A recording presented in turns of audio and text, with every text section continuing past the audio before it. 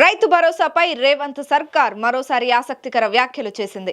ఎన్ని అడ్డంకులు వచ్చినా సంక్రాంతి నుంచి రైతు భరోసా అమలు చేస్తామని క్లారిటీ ఇచ్చిన సర్కార్ మరోసారి ఈ విషయాన్ని నొక్కి చెప్పింది. దాంతో ఈ పథకంపై గత కొన్నాళ్లుగా వస్తున్న అనుమానాలన్నింటికీ ముగింపు పడినట్లయింది. తెలంగాణలో రైతు భరోసా పథకంపై గత కొన్నాళ్లుగా ఆసక్తికరమైన చర్చ జరుగుతోంది. కాంగ్రెస్ అధికారంలోకి వచ్చిన తరువాత రైతులకు పెట్టుబడి సాయంగా 15,000 రూపాయలు ఇస్తామని హస్తం నేతలు చెప్తూ వచ్చారు. ఆల్రెడీ బీఆర్ఎస్ హయాంలో 10,000 ఇస్తుండగా దానిని 15,000కు పెంచి రైతులను ఆదుకుంటామని హామీ ఇచ్చింది కాంగ్రెస్ పార్టీ. అంతేకాకుండా అధికారంలోకి వచ్చిన వెంటనే ఈ పథకాన్ని అమల్లోకి తెస్తామని ఘంటాపథంగా చెబుతూ వచ్చింది. అయితే ప్రస్తుతం కాంగ్రెస్ అధికారంలోకి వచ్చి ఏడాది పూర్తయింది. అయినప్పటికీ ఈ పథకంపై క్లారిటీ ఇవ్వకపోవడంతో రకరకాల సందేహాలు ప్రజల్లో మొదలయ్యాయి. అటు ప్రతిపక్షాలు కూడా ప్రభుత్వ తీరును తప్పుబడుతూ తీవ్ర విమర్శలు గుప్పిస్తూ వచ్చాయి.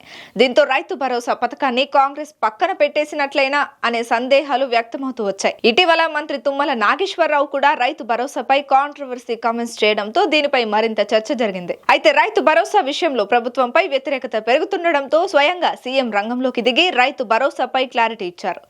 ఎన్ని అడ్డంకులు వచ్చినా జనవరి నుంచి రైతు భరోసా అమలవుతుందని తేల్చి చెప్పారు. అయినప్పటికీ రైతు భరోసాపై అరకొర అనుమానాలు తెరపైకి వస్తూనే ఉన్నాయి. ఈ నేపథ్యంలో మంత్రి పొంగులేటి శ్రీనివాసరెడ్డి మరోసారి రైతు భరోసాపై క్లారిటీ ఇచ్చే ప్రయత్నం చేశారు. సంక్రాంతి నుంచి ఎట్టి పరిస్థితుల్లో రైతు భరోసా అమలు చేసి తీరుతామన్నారు. అలాగే ఇందిరమ్మ ఇళ్లపై కూడా నోరు విప్పారు ఆయన. డిసెంబర్ 5 నుంచి ఇందిరమ్మ నిర్మాణం మొదలవుతుందని స్పష్టం చేశారు. దీంతో అటు రైతు భరోసా ఇటు ఇందిరమ్మ ఇళ్ల విషయంలో పూర్తి క్లారిటీ వచ్చినట్లయింది. అయితే ఈ పథకాల విషయంలో కాంగ్రెస్ ప్రభుత్వం ఎలాంటి విధి విధానాలను ప్రవేశపెట్టనుందనేది ఆసక్తికరంగా మారింది. మొత్తానికి తాజా ప్రకటనతో రైతు భరోసాపై క్లారిటీ రావడంతో వాటి విషయంలో ఏర్పడ్డ అనుమానాలన్నింటికీ చెక్ పడింది.